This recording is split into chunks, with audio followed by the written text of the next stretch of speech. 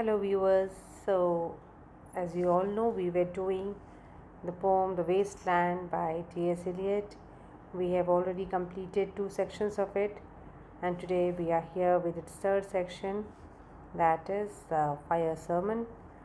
It's a bit long section, so I think we shall take two sessions for it. And as you know, the poem The Wasteland is written by T.S. Eliot. It is divided into five sections. The third section is the Fire Sermon. So let us start with the text. First, I shall give you a brief introduction for it. The title, The Fire Sermon, has a reference to Buddha's famous sermon, which is popularly known as the Fire Sermon. According to Buddha, the whole world is one fire of hatred, fire of infatuation, world's old age and death, sorrow, lamentation, misery, grief, and despair. Saint Augustine, the Christian monk, has made a similar confession of his youthful temptation. He said, "To Carthage then I came, where a cauldron of unholy love sang all about my ears." And now both pieces refer. Excessive sex craving is continence. Without discipline, sexual appetite will ruin both men and women. And the essence of this section is that lust burns up life. And this is opposed to the modern thinking, modern idea that sex should be enjoyed without regulation. So, this is the basic essence of this section: lack of control, discipline, and regulation. So, let us begin. The river's tent is broken. The last fingers of leaf clutch and sink into the wet bank. The wind crossed the brown land unheard. The nymphs are departed. Sweet Thames, run softly till I end my song. The river bears no empty bottles, sandwich papers, silk handkerchiefs, cardboard boxes, cigarette ends, or other testimony of summer nights. The nymphs are departed, and their friends, the loitering heirs of city directors departed, have left no addresses. Now, this river is a reference to the Thames River. The poet wants to say that the Thames River was at one time a holy and a joyful place. The river's sacredness has been shattered by the modern civilization. The trees on the river bank shed the leaves in autumn season, which either sink into the water or flow into the river. Now no one listens to the music of the wind as it blows over the vegetation on the bank. And the fairies who used to play on the river banks have now disappeared. This is a reference to Spenser's allusion to sweet Thames in one of his poems. At one time, the river carried no empty bottles, no sandwich papers, no silk handkerchiefs, no cardboard boxes, no cigarette ends, or any other testimony of summer nights. This indicates that nowadays the river offers ample evidence on the remnants of picnic parties, and the fairies of old have vanished. Now the river is visited not by fairies but their friends. Who are their friends? The modern executives and directors of companies, there for short periods for enjoyment, and they will not come again. The poet sits on the river bank and looks at the water of the river and cannot help but weeping. What a great change now!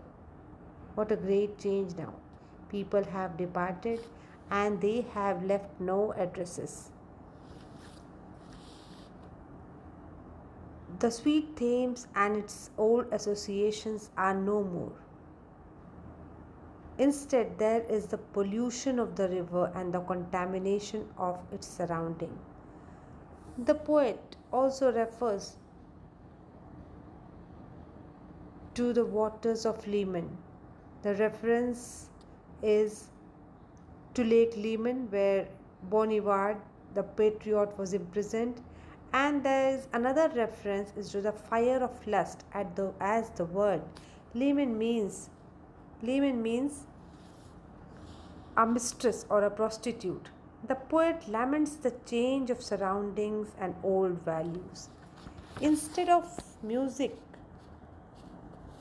of the water of the sweet river Thames, he hears the sound of the laughter of young men and women enjoying life, which sounds to him like a rattling of bones. The laughter of the modern sensualist is as jarring and unpleasant as the jingling and clashing of the bones.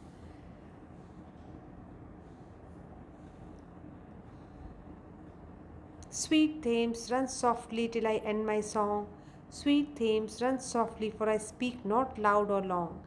But at the back, in a cold blast, I hear the rattle of the bones and chuckles spread from ear to ear.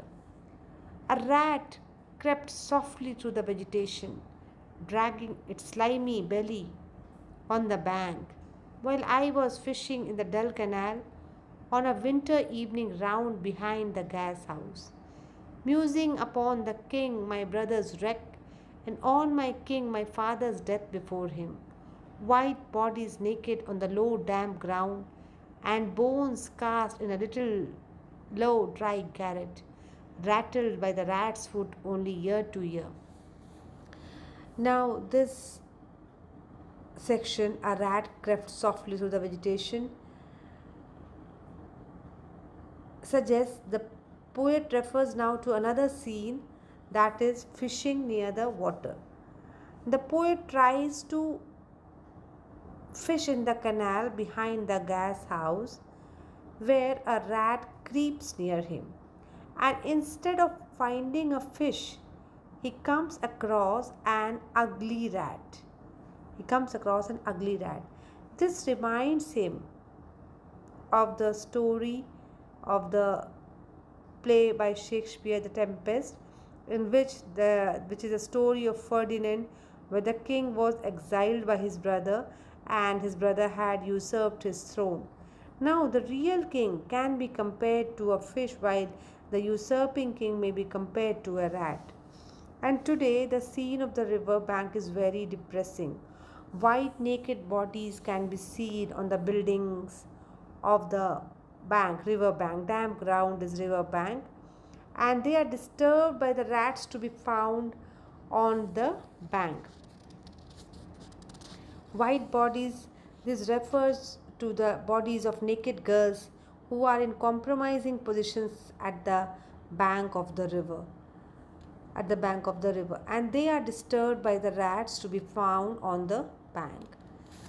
But at my back from time to time I hear the sound of horns and motors, which shall bring Sweeney to Mrs. Porter in the spring.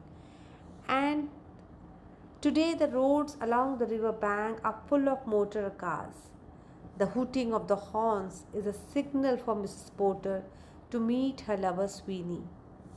The face of Mrs. Porter shines under the moonlight, and she is accompanied by her daughter. And what do? They wash their feet not in the river water but in soda water. And the sound of the church music brings dirty thoughts to the man's mind. And there is an ironic contrast here, where it is written on, oh, the moon shone bright on Mrs. Porter and on her daughter, they washed their feet in soda water. There is an ironic contrast because Diana used to bathe herself in the river, and Mrs. Porter and her daughter of modern times, they are washing their feet with soda water to make their skins fairer and therefore more sexually attractive for their lovers. Then there's a line, Et ses wax di Afan Chanton dans la coupole. This is a French this is written in French language, And the meaning is, oh, these children's voices singing in the choir.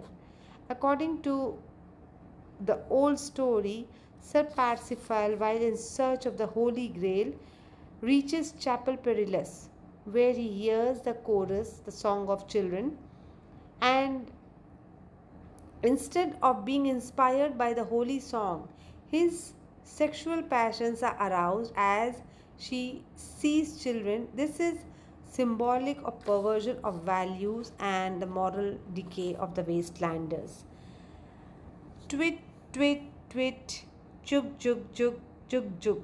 So rudely force, tear you, unreal city, under the brown fog of wintry noon, Mr. Eugenides, the Smyrna merchant, unshaven with a pocket full of currants, CIF London documents at sight, asked me in demotic French to luncheon at the Cannon Street Hotel, followed by a weekend at the Metropole.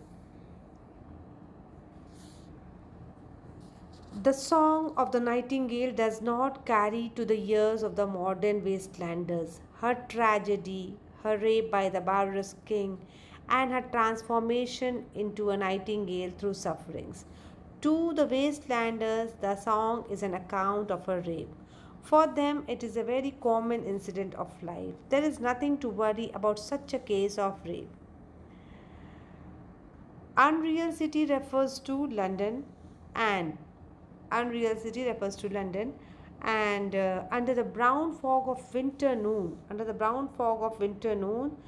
the Tiresias, who is the spokesperson of the poem, now reflects on the commercialization and sex perversion which is rampant in London,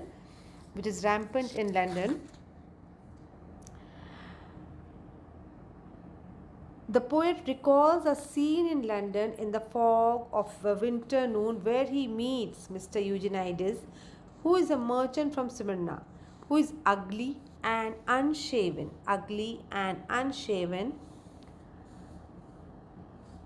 His pocket is full of samples of currents and business documents, and he stays at Cannon Street Hotel and spends the weekend at the Metropole Hotel. And both the hotels were very notorious for sex perversions, including homosexual contacts. The merchant invites the poet for lunch, and the merchant of today has his eyes on lust and money making. So we see that the wastelanders have lost their morality, their thoughtfulness, and the idea of wrong and right. Lust and rape are responsible for corruption and decay of modern society. And this kind of degeneration prevails in all classes of society, the upper class, the middle class, and lower class.